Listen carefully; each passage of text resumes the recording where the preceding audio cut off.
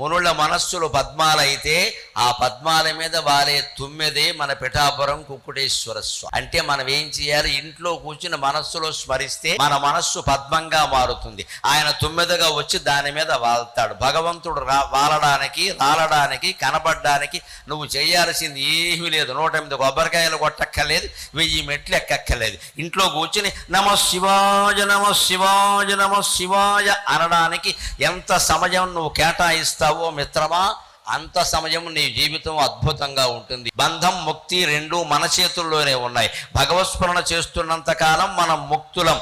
దాని నుంచి బయటకు వచ్చామంటే బద్ధులం, అంతే లెక్క.